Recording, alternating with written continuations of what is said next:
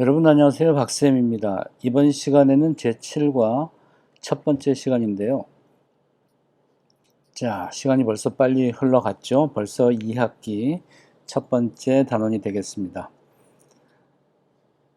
캐릭터가 팅팅 선생님도 보이는데요. 이번 시간에는 선생님 혼자 1인 2역으로 진행을 해보도록 하겠습니다. 이번 시간은 제7과 这件多少钱이라는 단원인데 이 7과의 주제는 물건 사기, 그리고 물건 중에서도 옷과 과일을 구매하는 것에 대해서 알아보도록 하겠고요. 그리고 문화 부분은 중국 화폐에 대해서 알아보는 시간을 갖도록 하겠습니다. 먼저 도입부 배경 그림에 있는 서안이라는 도시에 대해서 간단하게 팅팅 선생님의 설명을 들어야 되는데 오늘은 선생님이 바로 진행을 하도록 하겠습니다. 자, 여러분들은 교과서 95쪽 제7과 첫 부분을 보도록 하고요. 이미 진도는 나갔을 테니까 이미 배운 학생들은 화면을 보면서 떠올려 보시기 바랍니다. 자, 교과서의 배경에 있는 그림은 중국 섬서성의 중심 도시인 서안인데요. 서안은 우리말 발음이고 중국어로는 시안이라고 하죠.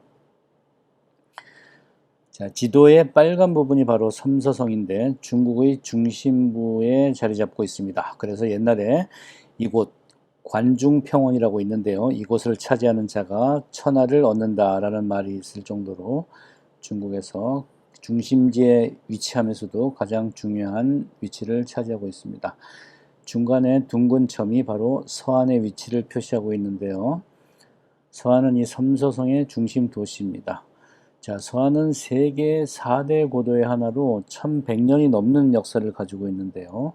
나머지는 로마, 아테네, 카이로 이와 같이 세계 4대 고도 중의 하나로 알려져 있습니다.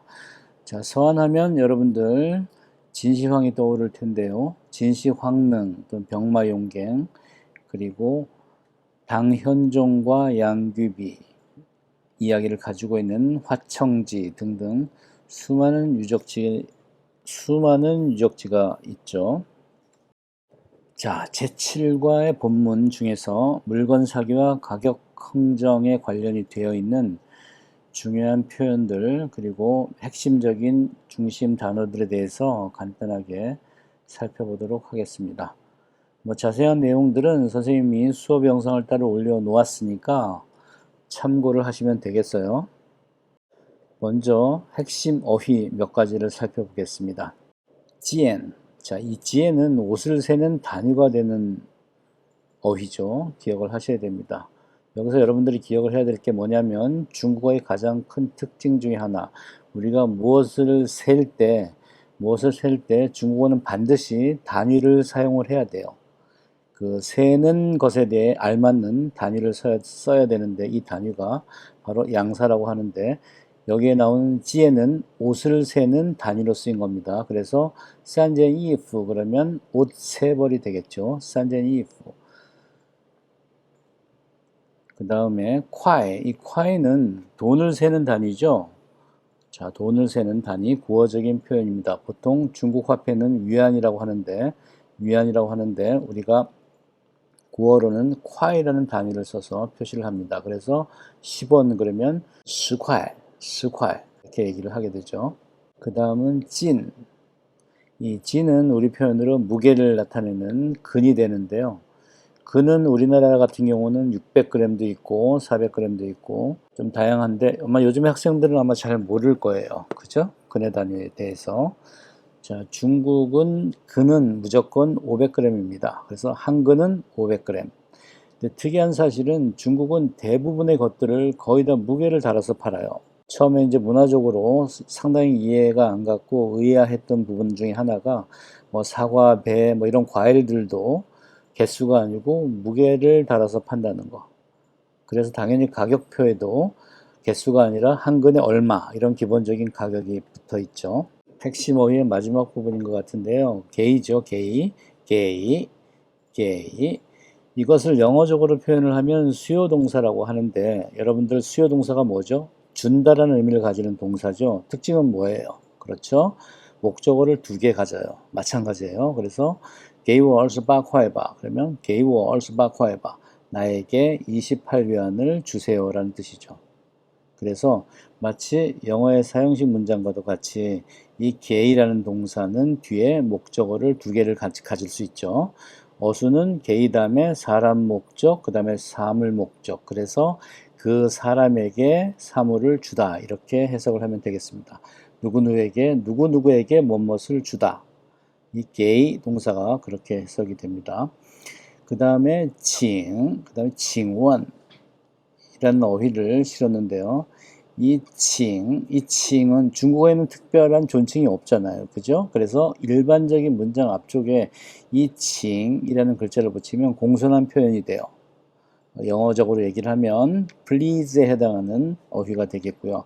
그 다음에 칭원하면 뭐 영어로 얘기하면 excuse me 이런 뜻인데 칭원하면 상대방에게 말을 걸 때, 말을 붙일 때 쓰는 공손한 표현입니다.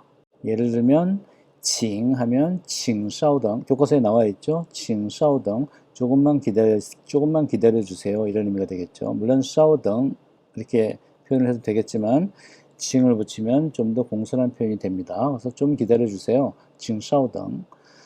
두 번째 칭원은 칭원, 这件多少钱 가격을 묻고 있잖아요. 장황하게 직역을 하면 말씀 좀 여쭙겠습니다. 이 옷은 얼마예요? 그런 뜻인데 상대방에게 말을 걸 때 칭원부터 시작을 하면 됩니다. 칭원 这件多少钱? 그 다음에 가격을 물어볼 때의 두 가지 표현. 가격을 물어볼 때 두 가지 표현이 있죠. 하나가 多少钱, 또 하나는 怎么卖. 있는 그대로 해석을 하면 多少钱, 钱은 돈이죠. 多少 얼마예요? 怎么卖는 점은 어떻게, 마이는 팔다. 怎么卖 그럼 어떻게 팔다. 그래서 어떻게 팔아요? 얼마예요? 어떻게 팔아요? 결국은 두 개의 표현이 전부 가격을 묻고 있는 거죠.